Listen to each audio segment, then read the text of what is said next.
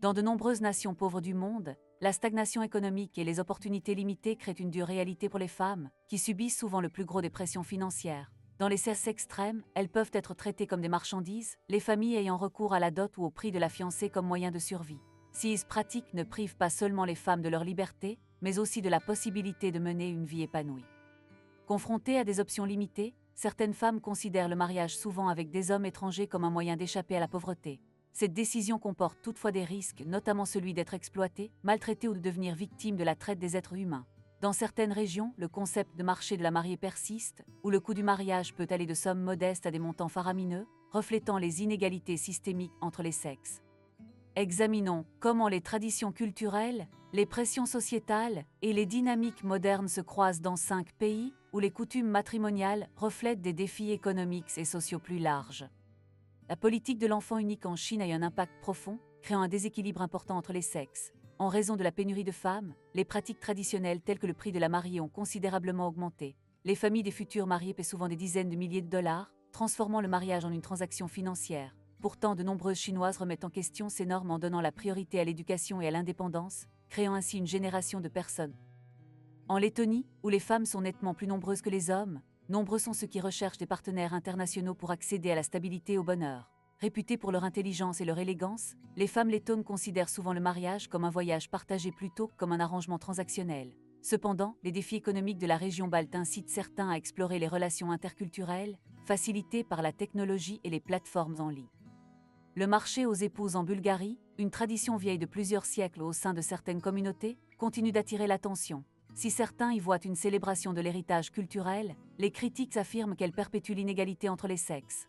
Néanmoins, de nombreuses femmes bulgares s'affranchissent de ces coutumes, adoptent des valeurs modernes et recherchent des partenariats qui privilégient l'égalité et le respect mutuel.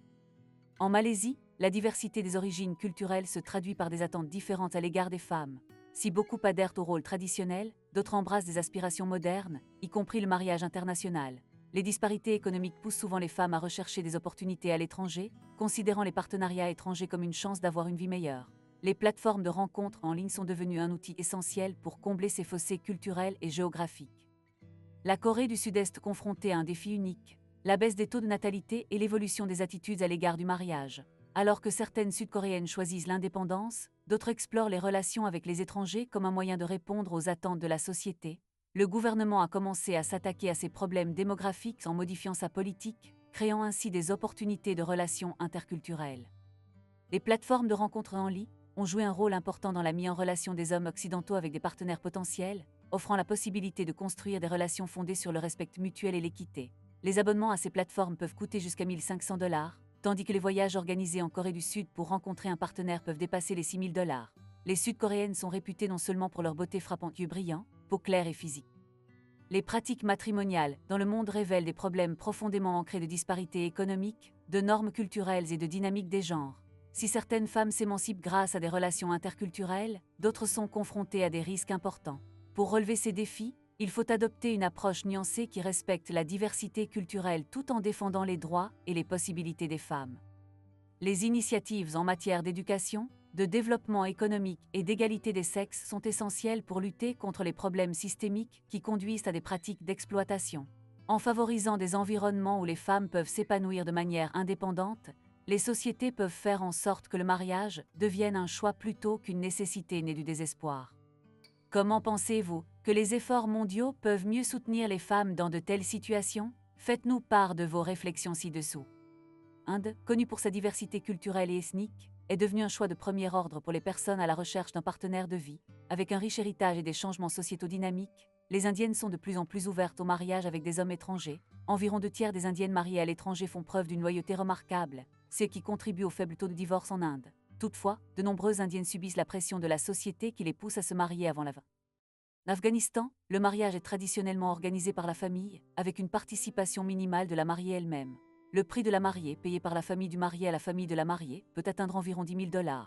Malheureusement, la mariée ne reçoit pas directement cet argent. Les femmes afghanes sont confrontées à la discrimination et à des possibilités d'emploi limitées. Nombre d'entre elles espèrent une vie meilleure et un partenaire qui leur permette d'échapper à leur situation difficile, malgré. L'Afrique du Sud possède une riche tradition culturelle connue sous le nom de l'abola ou richesse de la mariée, selon laquelle le marié doit offrir un paiement à la famille de la mariée comme symbole de respect et d'engagement. Le montant varie mais peut atteindre jusqu'à 7 000 $. La plupart des Sud-Africaines se marient avant l'âge de 22 ans, et celles qui ont plus de 25 ans peuvent avoir plus de mal à trouver un partenaire convenable. Les limitations économiques et les opportunités professionnelles poussent souvent. Le Vietnam est devenu une destination de plus en plus populaire pour les hommes occidentaux à la recherche d'une partenaire de vie. Un rendez-vous au Vietnam peut coûter entre 800 et 2 000 $, y compris le billet d'avion et l'hébergement. Les femmes vietnamiennes sont connues pour leur sens aigu des responsabilités, excellant dans la prise en charge de la famille et contribuant financièrement. Elles savent également résoudre les conflits avec tact et accordent souvent la priorité à l'harmonie familiale. De nombreuses femmes vietnamiennes préfèrent. Aux Philippines, les services de rencontres internationales sont courants, de nombreuses femmes cherchant des partenaires étrangers dans des pays comme les États-Unis, le Canada et l'Europe. Le coût d'un mariage avec une Philippine par l'intermédiaire de ces services peut aller de 2 000 à 8 000 $, certains services haut de gamme coûtant jusqu'à 10 000 $ ou plus.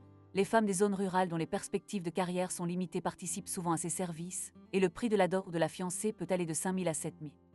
En conclusion, il existe de nombreux pays où l'on peut trouver un partenaire de vie à un coût relativement faible, mais chaque pays a ses propres traditions et circonstances culturelles. Si vous envisagez d'épouser une personne d'un autre pays, il est important de respecter sa culture et d'être prêt à relever les défis qui peuvent se présenter.